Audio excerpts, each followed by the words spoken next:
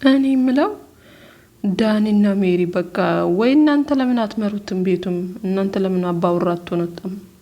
በቃ ሩታ ኦልሬዲ ወይ እንደ አጋዥ ትሆናችሁ ወይስ ምንድነው ፍላጎታችሁ?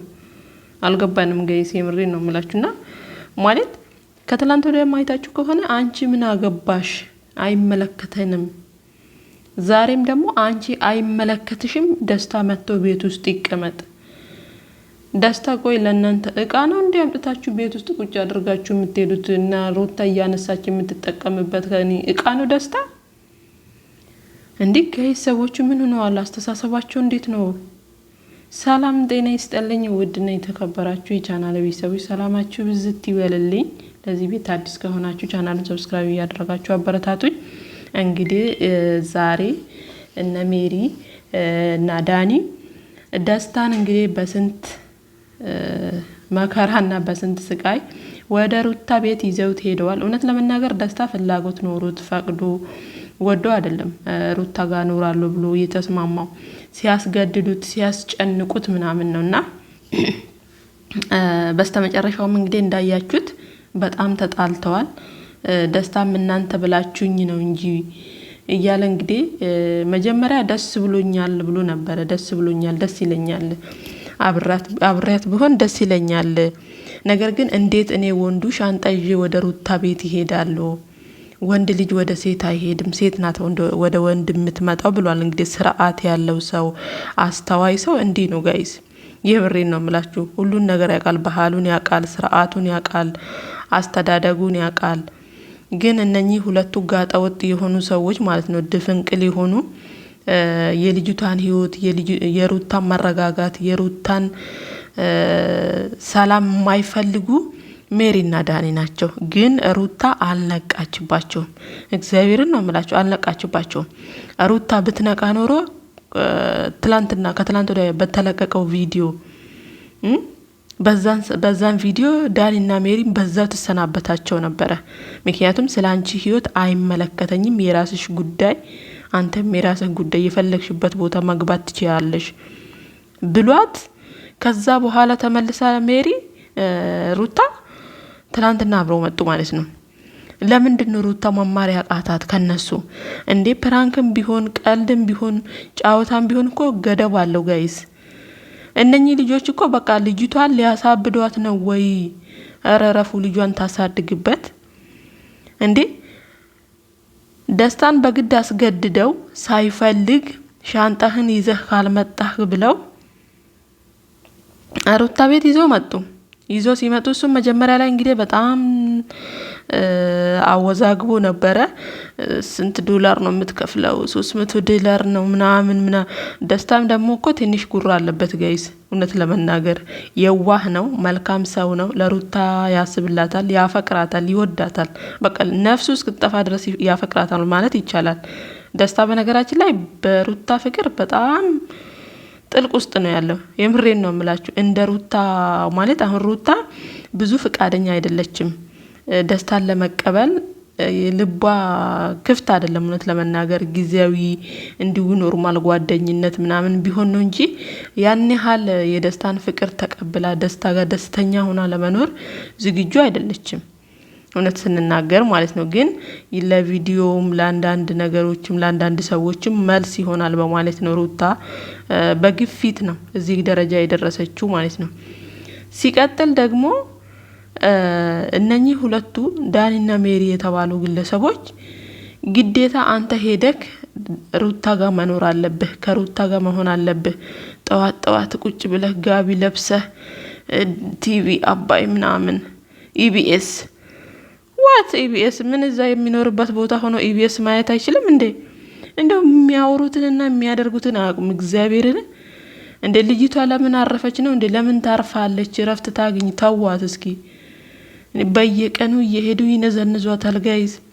እንዴ እናንተ እኮ ሰላም ፍቅር ፈጥራችሁ እኮ ሄዳችሁ ሩታ ጋር ቪዲዮ ሰርታችሁ የፈለጋችሁትን ያህል በቤታችሁ ወይ ደግሞ በቻናላችሁ የፈለጋችሁትን ያህል መሸቀል ትችላላችሁ። ሩታ በዚህ ግድ የላትም ጋይዝ። የምሬን ነው የምላችሁ። እንደናንተ ራስ ወዳድ አይደለችም። እንደናንተ በየቀኑ እሷን የሚነዘንዝ እሷን እንቅልፏን የሚነሳ እሷን ሰላማን የማይሰጣት ነገር እየሰራችሁ በራሳችሁ ቤት እንኳን ስትጭኑ አንድ ቀን እስኪ ለራሴ ላድርግ አትልም ሩታ አትልም።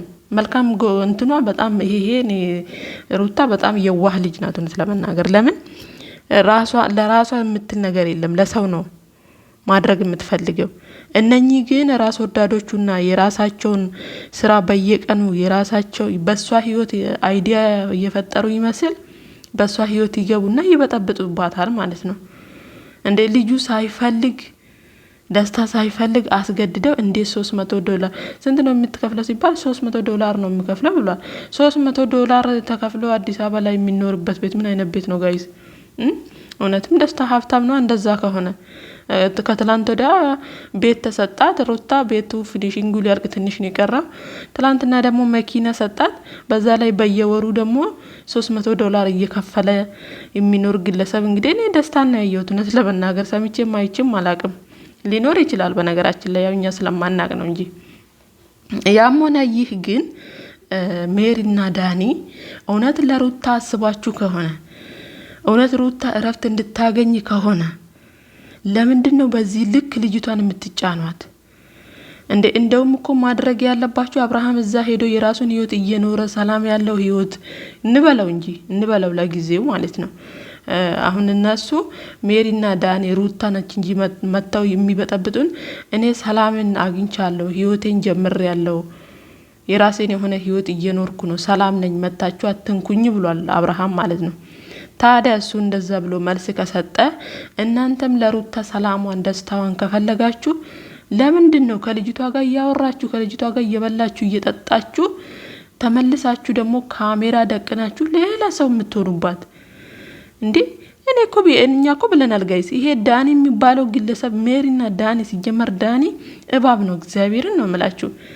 እንዴ ልጅቷ ራሱ እኮ እዛ ጋር ከው ነው የምትለው። አንዳንዴ ሩታ በጣም ነው የምታሳዝነኝ። ለምን መስላችሁ? በጣም ነው የምደነግጠው።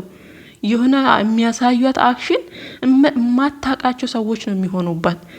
ከዛ ደግሞ ካሜራው ሲዘጋ ደግሞ ሰላማዊ ሰው ይሆኑባታል።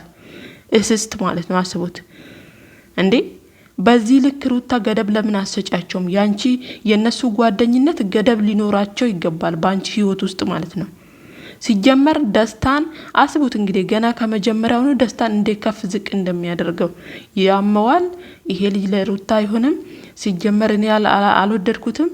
ምን ነው ትላንትና ስትገለባበጡ ስታሽከረክሩት አልነበር እንዴ? ሩታና ደስታ አንገቷ ስር ሳሟት ምናምን የሚያያረጉት ነገር የለም ጋይስ። የምሬን ነው የምላችሁና በዚህ አጋጣሚ ሩታ ገደብ ብትሰጫቸው ለዳኒና ለሜሪ በህይወትሽ ውስጥ ገደብ ብትሰጫቸው። በዛ ላይ ደግሞ ደስታ በጣም የዋህ ልጅ ነው። እግዚአብሔርን ነው የምላችሁ ተናግሮ እንኳን ማሳመን አይችልም። እሱ አንድ ቃል ሲናገር 10 ቃላት እያወጡ ልጁን ከፍ ዝቅ እያረጉት ነው ገና ከአሁኑ ማለት ነው። ገና ሩታ ተረጋግታ የሱን ፍቅር የሱን ማንነት እንኳን በደንብ ሳትተዋወቅ ሳታጣጥመው ጀመሩት። አስቡት እንግዲህ የት ሊደርስ እንደሚችል ይሄ ህይወት ማለት ነው። ሆይ ካልተቀበልሹ እንደዚህ ካልሆነ ዳይስፖራ ነው ምንድነው ላሜቦራ ነው እያሉ አሽቃበጡላት። እሺ ብላ ደግሞ ሳትወድ በግድ እንግዲህ ያው በእነሱ ግፊት ተቀበለች። ስትቀበል ደግሞ ተመልሰው በራሳቸው ባመጡት ሀሳብ እንደዚህ ሲገለባበጡበት ምን ይሰማታል እቺ ልጅ? እንዴ ለምን ሰላሟን አሰጧትም? ፎቶውን ነቃቅሊው ምኑን እንደዛ አርጊው። ፎቶውን ለምን ትነቃቅለዋለች? እዛው እሱ የለበጠው ሄዶ ይነቃቅል እንጂ በኋላ ሲያስረክብ። ሩታ ሲጀመር ከደስታ ጋር መኖር ብትጀምር ራሱ እዛ ቤት ውስጥ አይደለም። ምን ነው እዛ ቤት ውስጥ ሚቺ መቷታል እንደሷ በሞላ ቤት ማለት ነው እንዴ? እዛም ክራይ ነው ተወታ ደና ቤት ተከራይታ ከደስታ ጋር ህይወት ብትጀምር። ሲጀመር ከደስታ ጋር ህይወት የምትጀምርበት ሰዓት ላይ አይደለም አሁን። ልጇን ቴከር የምታደርግበት ልጇን የምትንከባከብበት ታይም ነው። ከደስታ ጋር ደግሞ የምትተዋወቅበት ጊዜ ነው። በቃ የሚተዋወቁበት ጊዜ ያስፈልጋታል ሩታ። እሱም ብሏል ጠብቃለሁ ብሏል። እናንተ ምንድነው እንደዚህ ያፈላባችሁ ሜሪና ዳኒ ማለት ነው? ሲጀመር ሩታ ዳኒና ሜሪን ከህይወቷ እስካላወጣች ድረስ ሰላሟንም ሆነ ህይወቷ አይሰምርም። እግዚአብሔርን ነው የምላችሁ አይሰምርም። በተለይ ዳኒ ህይወቷ ውስጥ እስካለ አይሰምርም። እንዴ አስባችሁታል? ከካሜራ ጀርባ ሌላ ሰው ነው የሚሆኑባት። ካሜራ ደቅነው ሌላ ሰው ነው የሚሆኑባት። ተወዛገበች እኮ ግራ ተጋባች። የእናንተ ጉዳይ እየገባኝ አይደለም ብላለች። ስለዚህ ለሜሪና ለዳኒ የእህትነትና የወንድምነት ወይ ደግሞ የጓደኝነት ገደብ ሲጫቸው ነው የምለው። ይሄ ልጅ ደግሞ የዋ ነው፣ ተናግሮ አያሳምንም እንደነሱ ማለት ነው። ስለዚህ ደስታ ይጎዳል። እኔ የምፈራው እግዚአብሔርን ነው የምላችሁ፣ ደስታ ይጎዳል። በጣም የዋህ ልጅ ነው በጣም ማለት ነው። እና ካላነቅኩህ እኮ አሉት ለሁለት ጋይስ። ሩታ ባትኖር የሆነ ነገር ያደርጉታል። እና ወዶችዬ ቪዲዮ ላይክ አድርጉ፣ ቤቱን ሰብስክራይብ አድርጉ። አመሰግናለሁ።